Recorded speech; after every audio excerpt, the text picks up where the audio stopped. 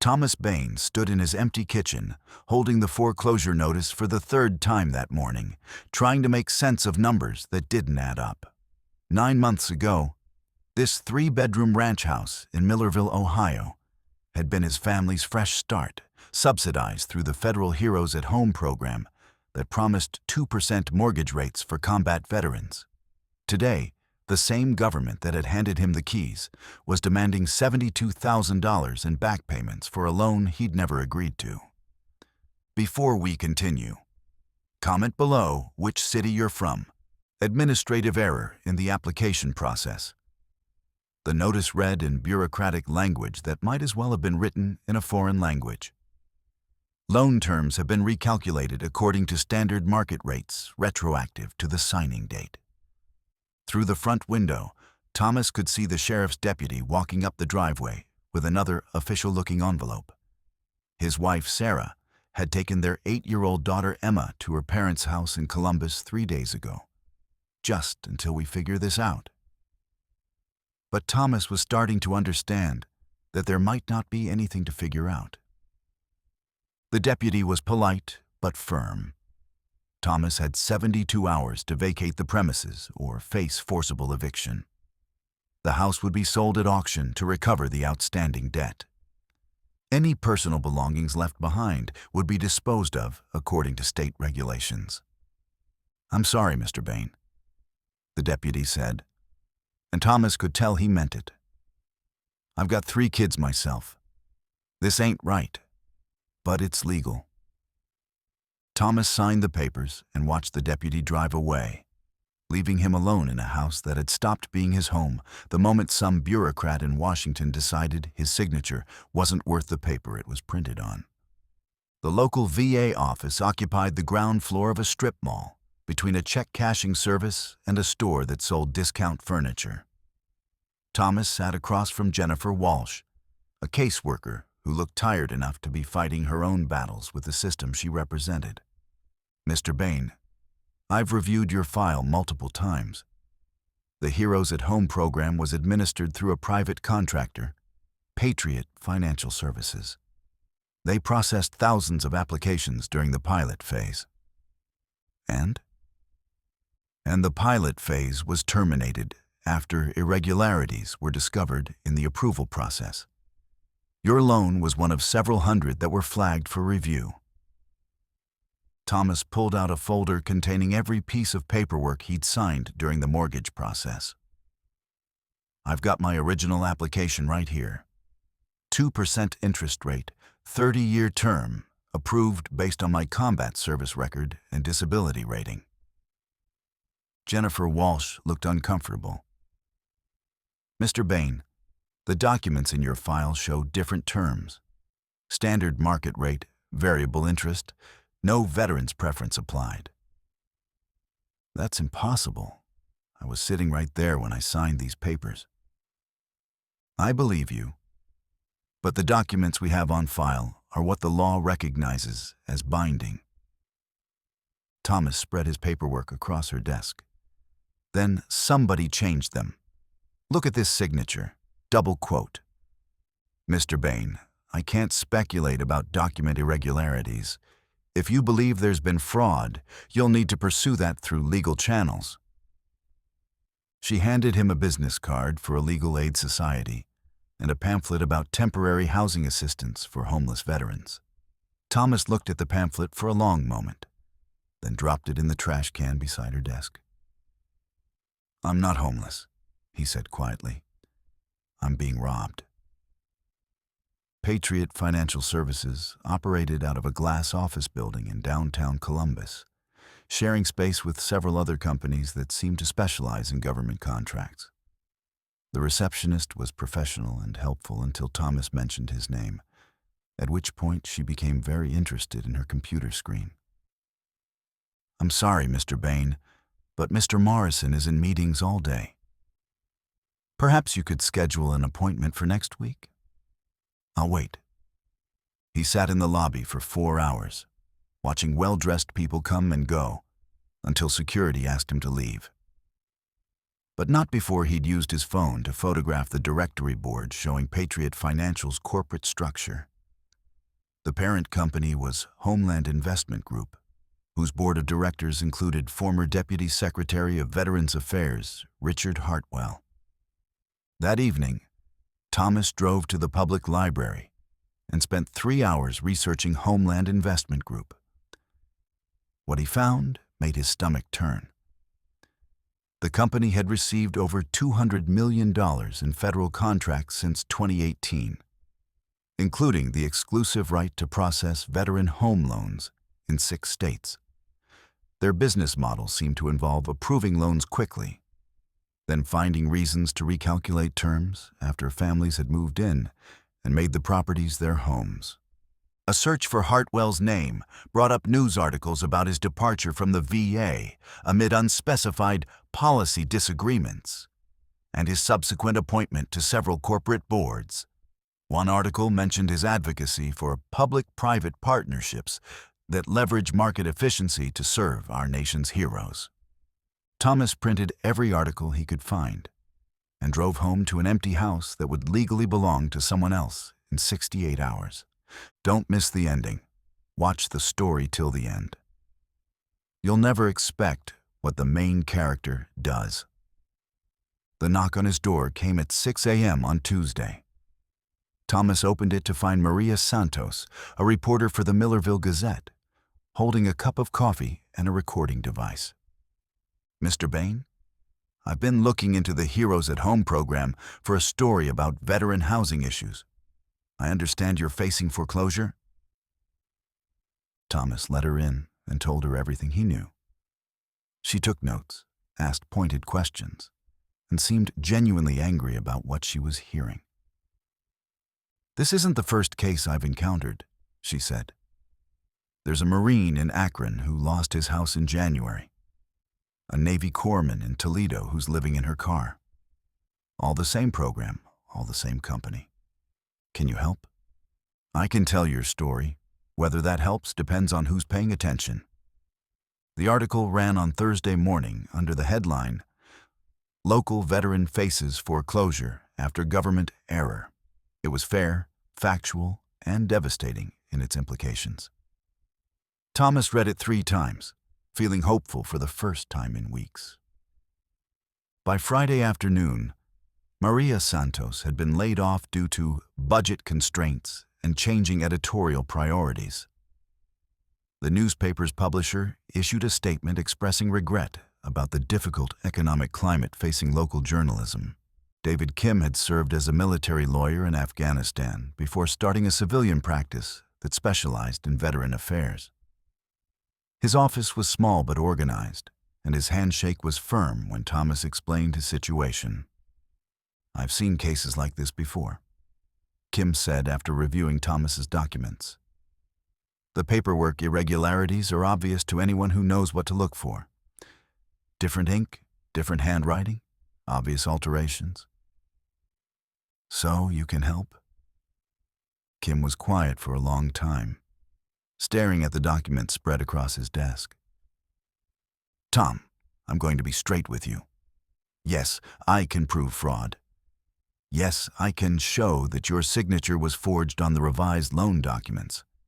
Yes, I can demonstrate that Patriot Financial has been systematically defrauding veterans through this program." "Then what's the problem?" "The problem is that this isn't just about your case. There are hundreds of veterans whose homes, careers, and futures are tied to this system. VA employees who processed these loans, bank officials who approve them, contractors whose companies depend on these programs." Kim pulled out a thick folder labeled Homeland Investment Group. "I started investigating this company 2 years ago. Every time I got close to filing charges, key witnesses disappeared. Evidence went missing. Judges recused themselves. The system protects itself, Tom. And it doesn't matter how right you are if the people with power decide you're wrong." Thomas felt something cold settle in his chest. "So you won't take the case?" "I'll take it. But I want you to understand what you're up against.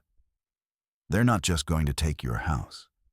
They're going to destroy your credit your reputation, and your future.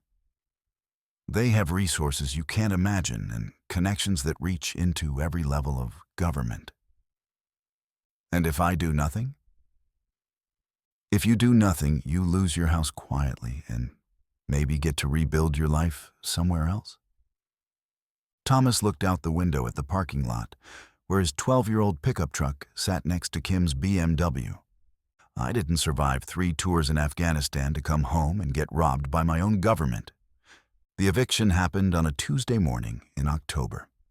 Thomas had moved most of his belongings to a storage unit, but he sat on the front porch as the sheriff's deputies and bank representatives arrived to change the locks.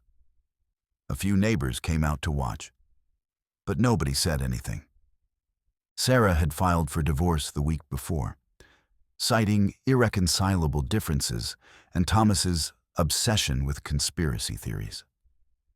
She'd taken Emma and moved in permanently with her parents, who'd made it clear that Thomas wasn't welcome until he got his head straight. The trailer Thomas rented was parked behind a machine shop on the outskirts of town. It was small, drafty, and smelled like motor oil. But it was his. He set up a laptop on the tiny kitchen table and began uploading documents to a blog he'd created called Heroes at Home Truth. The response was immediate and overwhelming. Veterans from across the country shared similar stories. Families destroyed by document fraud, homes stolen through bureaucratic sleight of hand, a systematic pattern of government-sanctioned theft that targeted the people who'd served their country in combat. Thomas's blog posts were shared thousands of times. Local news stations picked up the story. Congressional offices received hundreds of calls demanding investigations. That's when the FBI showed up. Thomas Bain, you're under arrest for unlawful disclosure of classified information, violation of federal privacy laws, and conspiracy to damage government operations. The agents were polite but thorough. They seized his laptop, his phone, his printed documents, and every piece of paper in the trailer that might be relevant to his case. They read him his rights while loading him into an unmarked car. The federal holding facility in Columbus was clean, quiet, and designed to make people disappear without attracting attention. Thomas spent 3 days in a cell before his court-appointed attorney came to see him. Mr. Bain, the government is prepared to offer you a deal. Plead guilty to misdemeanor charges, accept 3 years probation, and agree to stop publishing information about veteran loan programs. In exchange, they'll drop the felony charges and you'll serve no jail time. And if I don't take the deal, then you're facing 10 years in federal prison for espionage-related charges. The documents you published contain information the government classifies as sensitive to national security. Thomas laughed, a sound with no humor in it. Loan applications are a matter of national security? According to the prosecutor, yes. They're arguing that exposing flaws in veteran programs could be used by foreign adversaries to undermine confidence in American institutions. That night, Thomas called his wife from the jail phone. Sarah cried when she heard his voice, but didn't ask him to come home. Emma asks about you every day, she said. I don't know what to tell her. Tell her Daddy is fighting for something important. Is it worth it, Tom?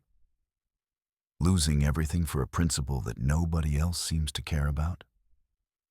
Thomas looked around the gray walls of the holding cell, thinking about the hundreds of veterans who'd contacted him through his blog, sharing stories of being betrayed by the system they'd served. I don't know if it's worth it, but it's right. And sometimes that has to be enough. The courthouse was packed for Thomas's sentencing hearing. Veterans in dress uniforms filled the gallery, along with family members of other victims of the Homeland Investment Group's scheme. Outside, protesters held signs reading, "Heroes deserve better," and "Stop veteran fraud." Thomas stood before Judge Patricia Williams, wearing the only suit he owned, and prepared to accept whatever punishment the system decided he deserved for telling the truth. But something unexpected happened. "Mr. Bain," Judge Williams said, "this court has reviewed the evidence presented by both sides. While you clearly violated federal laws regarding the disclosure of sensitive information, this court also finds that the public interest served by your actions outweighs the harm caused by your violations." She paused, looking directly at the prosecutor's table where government lawyers sat with expressions of barely controlled anger. "Furthermore, this court notes that several of the documents you published have since been authenticated by federal investigators as evidence of systematic fraud perpetrated against United States military veterans." The courtroom erupted in whispered conversations. "Therefore, this court sentences you to time served and orders that all charges be expunged from your record upon completion of 100 hours of community service." The gavel came down with finality that echoed through the packed courtroom. 3 months later, Thomas was installing kitchen cabinets in a house being built through a new veteran housing program, one that operated with federal oversight and transparent documentation. The work was satisfying in a way that his old job at the garage had never been, and the pay was enough to cover rent on a small apartment in town. His phone buzzed with a text from David Kim. "Congressional hearings start Monday. Homeland Investment Group executives have been subpoenaed. Thought you'd want to know." Thomas smiled and went back to work. The cabinets were solid oak, built to last, the kind of craftsmanship that would serve a family for decades. The veteran moving into this house would know exactly what he was getting, with no hidden terms or surprise recalculations. That evening, Thomas drove to the elementary school where Emma was getting out of after-school care. Sarah had called the week before to say that Emma missed him and wanted to spend weekends with her father again. It wasn't everything, but it was a start. "Daddy!" Emma ran toward him across the parking lot, her backpack bouncing with each step. "Hey, Princess, how was school?" "Good. Mrs. Patterson says you're famous because you helped other soldiers." Thomas picked her up and carried her toward his truck. "I just did what needed doing." "Like when you were in the Army?" "Something like that." They drove toward the apartment where Thomas had set up a small bedroom for Emma's weekend visits. It wasn't the house they'd lost, but it was honest and it was theirs. 6 months later, Thomas received a letter from the Department of Veterans Affairs. Patriot Financial Services had been dissolved. Homeland Investment Group was under federal investigation. A new veteran housing program was being implemented with strict oversight and accountability measures. Most importantly, 847 veterans who'd lost their homes through the fraudulent loan scheme were being offered full restitution and the opportunity to reclaim their properties at the originally agreed terms. Thomas kept the letter in his wallet, not as proof of vindication, but as a reminder that sometimes the system could be forced to work the way it was supposed to. It just took someone stubborn enough to keep pushing when everyone else advised giving up. He never got his original house back. It had been sold and resold too many times to unravel the chain of ownership. But he'd found something more valuable: the knowledge that when faced with institutional corruption, he'd chosen to fight rather than submit. And in the end, that choice had made all the difference. On Veterans Day that year, Thomas stood in the town square during the annual memorial service, wearing his dress blues for the first time since his discharge. Emma stood beside him in a miniature uniform she'd gotten from the surplus store, saluting during the playing of taps. Mayor Patterson, who'd ignored Thomas's letters and phone calls during his legal troubles, approached him after the ceremony. "Mr. Bain, I wanted to thank you for your service to the country and to our veteran community." Thomas shook the mayor's hand and looked around at the crowd of families veterans and townspeople who'd come to honor military service. "Just doing my duty," he said quietly, same as always.